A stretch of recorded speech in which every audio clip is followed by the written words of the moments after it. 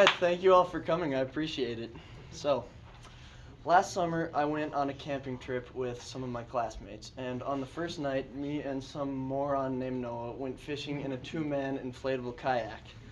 Now, there was nothing biting, but we remained hopeful, so we decided to paddle to the far end of the lake as far away from our campsite as possible. Now, this was all fine and dandy until some nasty-looking clouds started rolling in, and we decided that it was time to go back. As we paddled back, the winds gradually picked up and the skies steadily became darker, and my feminine locks were blowing in my face. We were finally about 100 yards away from our campsite, our safe haven, our salvation, when everything became still and silent, and the wind was gone. At this moment, Noah and I traded puzzled looks, and we decided that this was spooky and that we need to paddle back as fast as we possibly can. And it was at this moment that the mountains began to growl. There was this low rumbling that was arising from behind them, and it just got louder and louder until it eventually turned into an ungodly shriek, and I was blasted with the most forceful wind I've experienced in my entire life. We paddled with all of our manly might, but we were still rocketing backwards at an alarming rate. The swells rose, and it became incredibly difficult to keep our kayak afloat. It was at this moment that we glanced behind us, and to our alarm, we were being sucked towards the center of a water tornado. Now, there's actually an image that was taken of this event. As you can see, it was very treacherous. There were sharks. We were standing up. Bad news, right? So this was clearly a problem. We were clearly in danger, but all we could do was laugh. This was an extraordinarily dangerous situation, but we were both having such an incredible time. And that is the power that adventure has within the life of man. We were not created to live passive, safe, and controlled lives. Matthew 14:29 states, "Come." Then Peter got down out of the boat, walked on the water, and came towards Jesus. In this situation, Peter was ordered to walk upon tumultuous seas towards a greater calling. Similarly, few great things in life are ever born without some element of struggle or risk, and in order to chase the fulfillment of our heart, we will often be required to walk on difficult seas such as Peter did. There is a deep desire within every person to experience, subdue, and explore, and it is crucial to God's design that we live out our life in this way. God created man to be wild. Similarly, it is crucial to take time to experience the world that has been created for humanity to the fullest. Often we find ourselves stuck living within the comforts of society, never venturing outside of the bubble that has been created for us. Similarly, we often take creation and our surroundings for granted, not taking the time to fully and properly appreciate the beautiful situation that has been constructed for us. This is why for my capstone, I have aimed to combat these issues through the practice of adventure. I often find myself feeling a much greater sense of thankfulness and fulfillment when adventuring, especially when outdoors. Whether it be climbing, hiking, fishing, or camping, I'm always filled with joyous gratitude for God's creation in these settings. For my capstone, I have aimed to further my own thankfulness and spread the positivity I gain from adventure to others. Philippians 4:8 states, "Finally, brothers and sisters, whatever is true, whatever is noble, whatever is right, whatever is pure, whatever is lovely, whatever is admirable, if anything is excellent or praiseworthy, think about such things." In this verse, Paul encourages us to focus on excellence and praise, and adventure is a perfect way to cultivate this. These are some things that have been especially excellent and praiseworthy for me. This is Kealakekua Bay in Hawaii. It was just a really cool experience because you have to hike down a quite steep trail, and then you get to the bottom, and it's just this beautiful bay, super deep, super clear, and it's just incredible snorkeling. So I found that super cool. And then this is Chicago Lakes. That's where we went on our junior retreat, and it was just a really beautiful, fun place to go with all of my friends, and it's a memory that I cherish still to this day.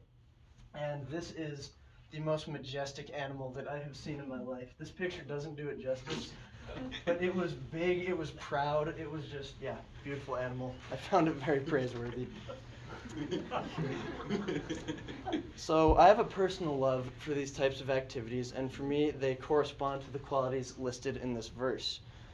My focus for this capstone was to engage with this idea to further appreciate God's creation myself and benefit others through this as well.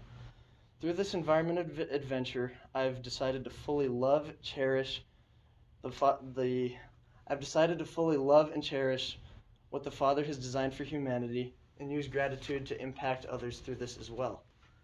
For my first experience, I swam with bull and reef sharks off the coast of Florida, which was absolutely awesome. And here's some pictures of that.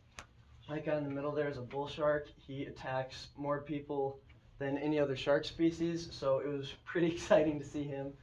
And then most of these are bull sharks, actually. I think that's the only reef shark. But there I am on the little rope. I had to hang on to it because the current was absolutely ripping. But yeah, it was a super fun experience. We went out 14 miles on a tiny little fishing boat, and the wind was absolutely screaming and the waves were massive. At points our boat actually caught air, and the jarring landings left me battered and bruises the next day.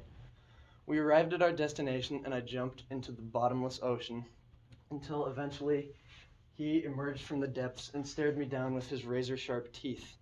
Seeing such an infamous creature before me was exhilarating, and it definitely got my blood pumping as I first jumped in.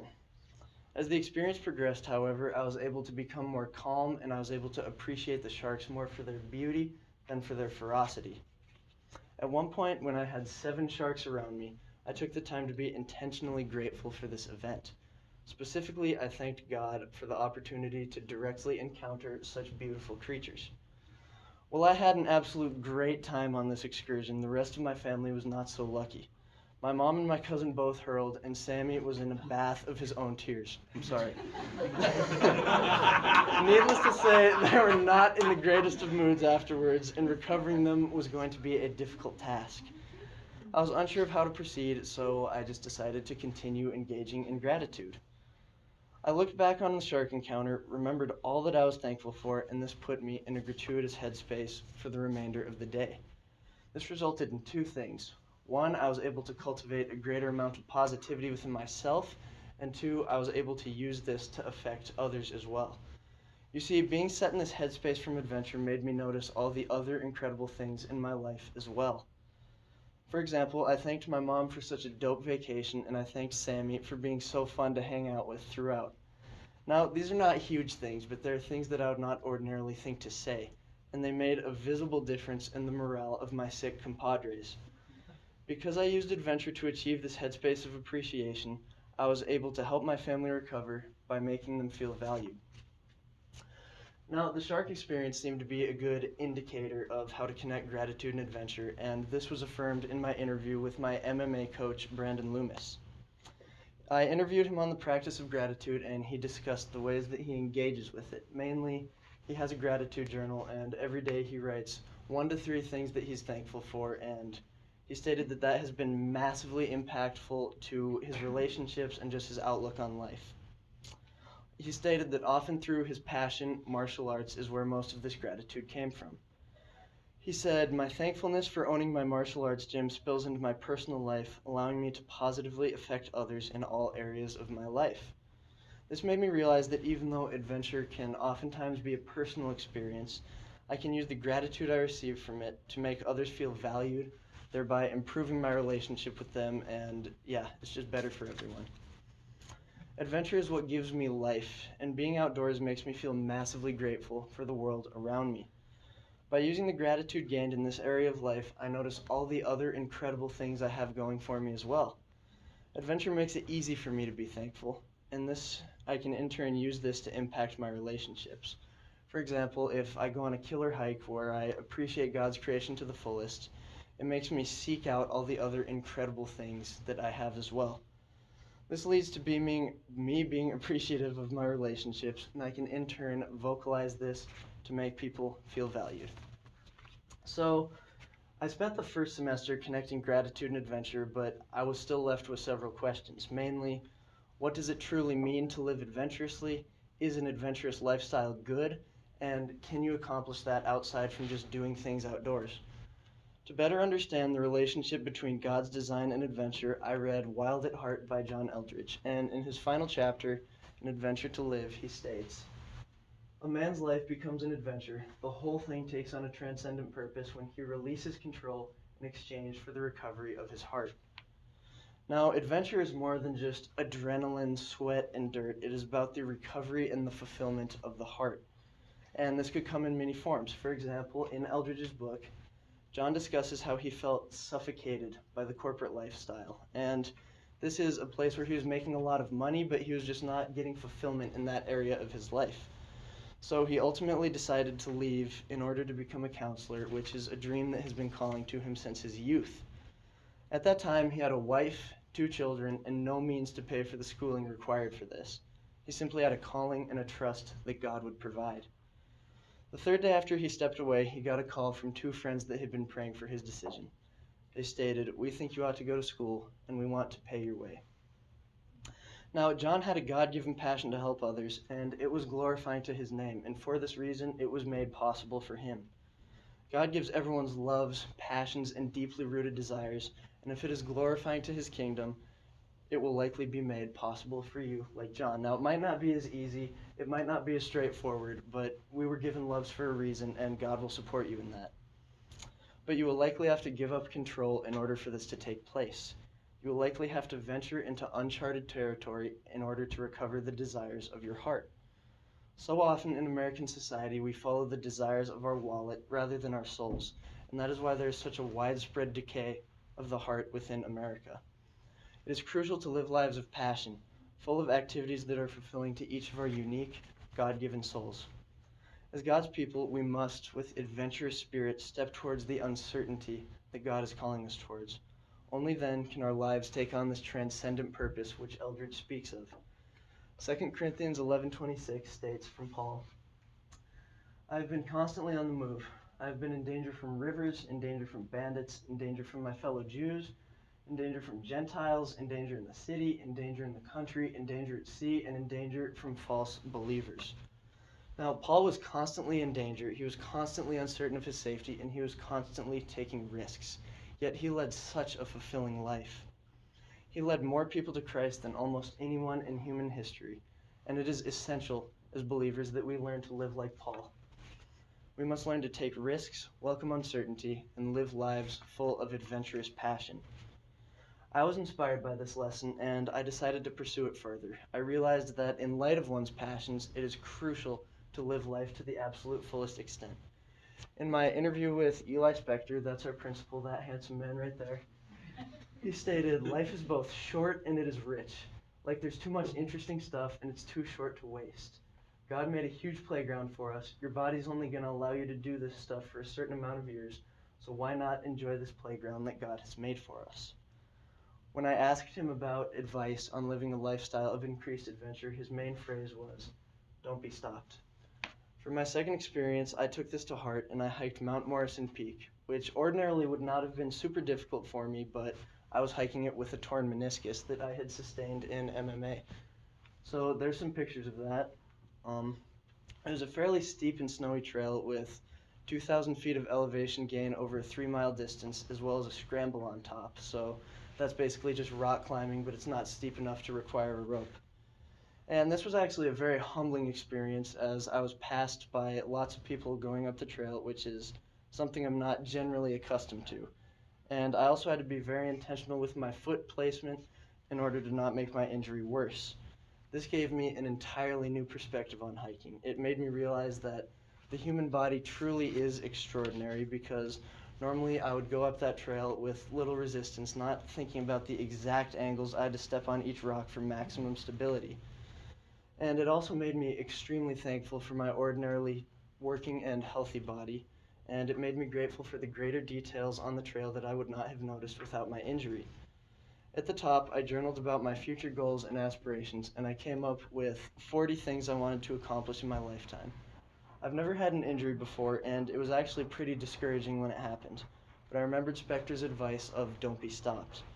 I realized when I was writing my goals that so many times it's so easy to make excuses for not achieving them, as external circumstances will always exist to try and prevent you. But there will always be something you can do, even if it is not what you had originally planned. It might be challenging or unknown or humbling, but there will always be something you can do, some love that has been planted within you that you can use to fulfill your soul. It might require you to jump off the deep end or enter uncomfortable territory, but that is often how God works through us, and that is the beauty of an adventurous lifestyle. Jesus, the man whose image we were made in, did not come to earth to play it safe. He came to radically challenge the teachings of the most powerful social group and ultimately lay down his life in the most painful way possible for humanity. C.S. Lewis once said, "Safe? Whoever said anything about safe? Of course Jesus isn't safe, but he is good." Sometimes God will call us to take risks, and sometimes he will call us to do something difficult with a torn meniscus. Similarly, 1 Chronicles 28:20 states, "Be strong and courageous and do it. Do not be afraid or discouraged, for the Lord God, my God, is with you. He will not fail you or forsake you until all the work for the service of the kingdom of the Lord is finished." God does not call us to live safely. He calls us to do good work, be adventurous, and take risks, and he will support you in that if it is glorifying to his name. That is why a love for adventure is so deeply ingrained in so many of us, because God has modeled it for us time and time again. It is crucial that we live that out, not just as a hobby, but as a lifestyle. In summary, there are countless ways that one can engage with adventure, both to impact your own fulfillment, the lives of others, help you experience gratitude, and deepen your faith. The Father has created a massive playground for us to enjoy, and it is crucial that we experience that to the fullest extent. Furthermore, it is essential to live lives of adventurous passion, often stepping out of our comfort zone in order to chase the loves of our heart. I believe adventure to be symbolic of the way we were designed to live our lives, and that is the reason why it is life-giving to so many. That is the reason why I experience so much gratitude and fulfillment in these settings, and it is why we are able to use it to connect on such a deep level as people. Before I'm done, I would like to challenge everyone listening to think of one way you are being called to live adventurously. It might require you to jump off the deep end, enter uncomfortable territory, or take a risk, but I would urge you to take that risk.